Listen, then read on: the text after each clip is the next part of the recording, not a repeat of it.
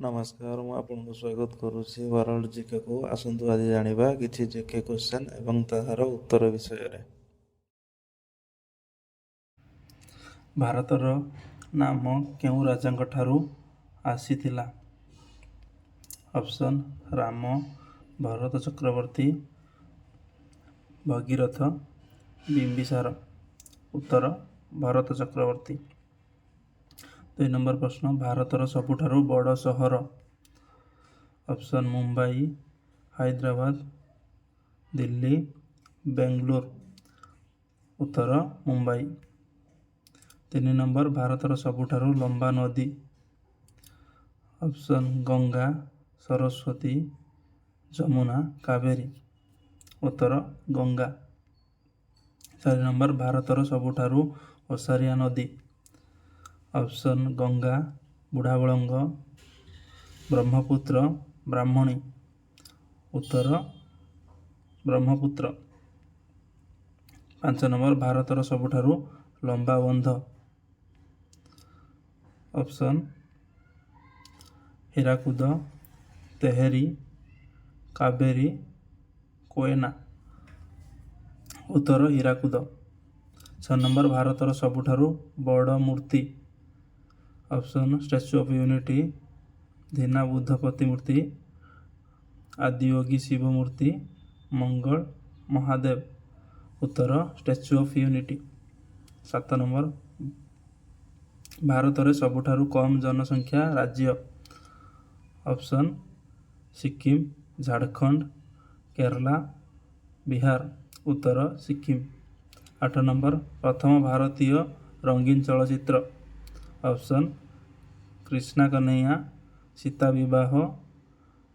ବିବାହ, କୃଷ୍ଣ ସୁଦାମା। ଉତ୍ତର କୃଷ୍ଣା କହ୍ନେୟା। 9 ନମ୍ବର, ଚେସ୍ରେ ପ୍ରଥମ ବିଶ୍ୱ ବିଜେତା ଭାରତୀୟ?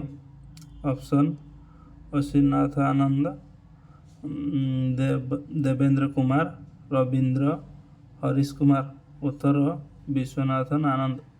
10 ନମ୍ବର, ଭାରତର ପ୍ରଥମ ଗୃହମନ୍ତ୍ରୀ? ଅପସନ୍ ରାମନାଥ କୋବିନ୍ଦ, ରାଜେନ୍ଦ୍ର ପ୍ରସାଦ, ସର୍ଦ୍ଦାର ବଲ୍ଲଭ ଭାଇ ପଟେଲ, ଜବାହରଲାଲ ନେହେରୁ। ଉତ୍ତର ସର୍ଦ୍ଦାର ବଲ୍ଲଭ ଭାଇ ପଟେଲ। 11 ନମ୍ବର, ଭୌତିକ ବିଜ୍ଞାନରେ ପ୍ରଥମ ନୋବେଲ ପୁରସ୍କାର? Option CV Raman, Viswanathan, doctor Aurobindo, Zakir Hussain. ଉତ୍ତର ସିଭି ରମନ। 12 ନମ୍ବର, ଭାରତର ପ୍ରଥମ ଶିଖ୍ ପ୍ରଧାନମନ୍ତ୍ରୀ? ଅପସନ୍ ମନମୋହନ ସିଂ, ହରିଦେବ ସିଂ, ରାଜେନ୍ଦ୍ର ସିଂ, ବରେନ୍ଦ୍ର ସିଂ। ଉତ୍ତର ମନମୋହନ ସିଂ। 13 ନମ୍ବର, ଭାରତର ରତ୍ନ ପ୍ରଥମ ମହିଳା?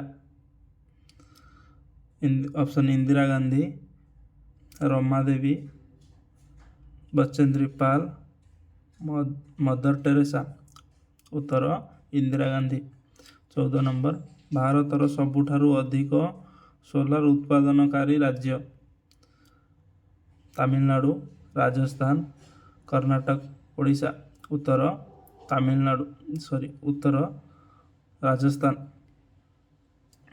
15 ନମ୍ବର, ଭାରତର ସିନେମା ଜନକ?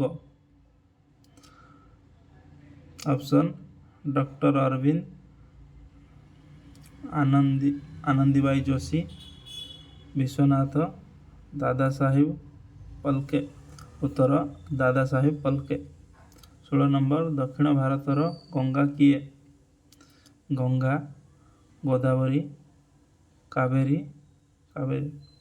ଉତ୍ତର ଗୋଦାବରୀ। 17 ନମ୍ବର, ପ୍ରତିବର୍ଷ ଭାରତରେ ବୃହତ୍ତମ ପଶୁ ମେଳା କେଉଁଠାରେ ଲାଗିଥାଏ? ଅପସନ୍ ମୁମ୍ବାଇ, ସୋନପୁର, ହରିୟାଣା, ଗୁଜରାଟ। ଉତ୍ତର ସୋନପୁର। ନମସ୍କାର, ଆଜି ପାଇଁ ଏତିକି। ଆପଣଙ୍କୁ ଯଦି ଭିଡ଼ିଓଟି ଭଲ ଲାଗୁଛି ତାହେଲେ ଲାଇକ୍, କମେଣ୍ଟ, ସେୟାର କରନ୍ତୁ ଆଉ ଚ୍ୟାନେଲଟିକି ସବସ୍କ୍ରାଇବ୍ କରନ୍ତୁ।